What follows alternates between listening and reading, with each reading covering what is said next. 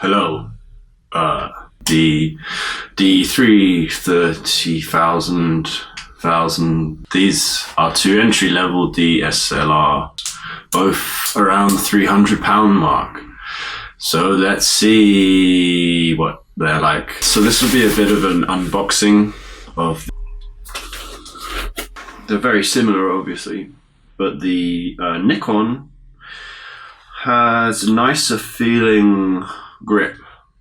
It's more rubberized around where the hand goes. A really nice touch on the Canon's part is having all of the buttons accessible with your right hand, one hand. So you can hold this one-handed and access all of the settings, including the dial, shutter release, everything. You have a manual switch for autofocus and manual focus on the lens, which the Nikon does not have. So in a way, it is a bit more easy to use. Here's the Nikon, I'm showing this on the Canon, and as you can see, the button layout will not allow you to access all of the buttons. It has more buttons than the Canon, quite a lot more buttons actually, including the useful little function button here, although it doesn't have the manual and autofocus switch on the lens. Yeah, it has, it seems to have almost twice as many buttons as the Canon. Still have plenty of buttons within reach.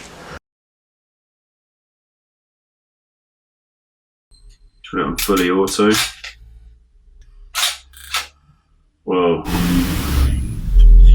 Not sure why I did that. So this is a problem that I keep having with this camera, is I just find it a bit baffling.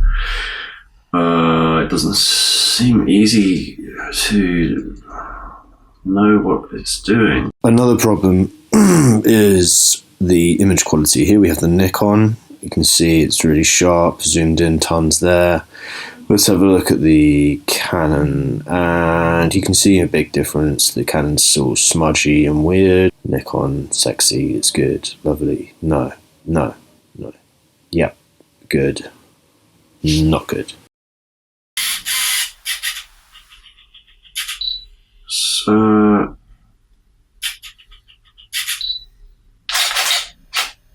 wow.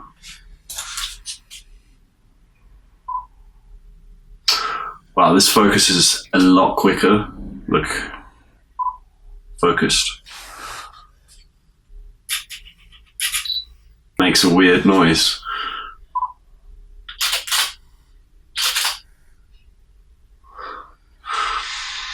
First I bought the Canon, and then I thought, fuck it, I'll buy the Nikon as well, and then I can test them and see which one I want to keep.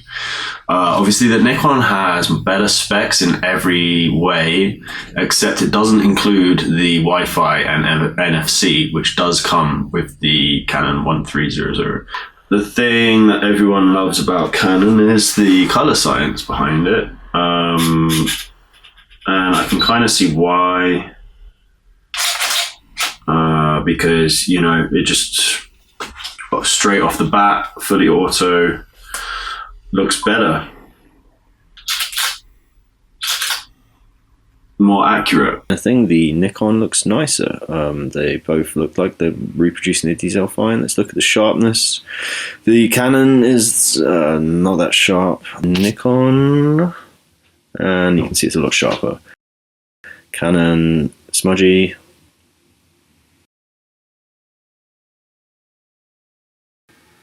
I did a quick video in the same scenario. So here's the Nikon.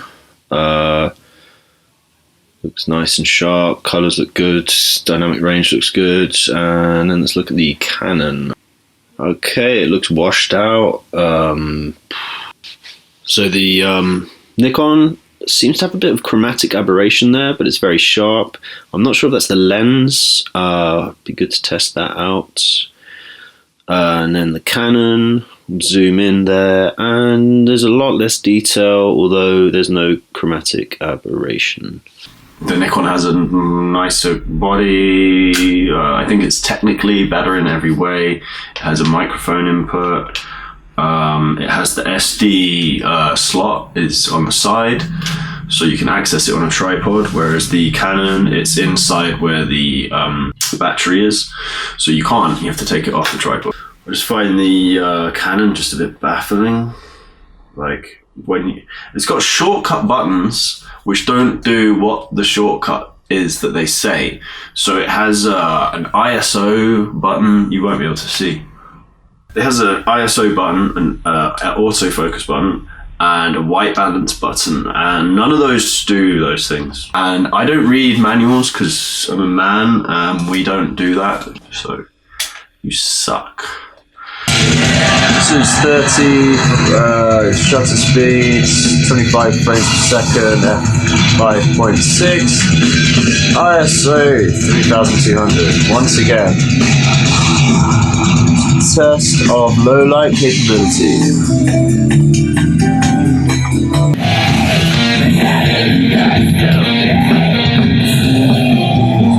30 shutter speed, ISO 3200. Still auto white balance and 1080p. Okay, it looks like the Nikon's a clear winner there.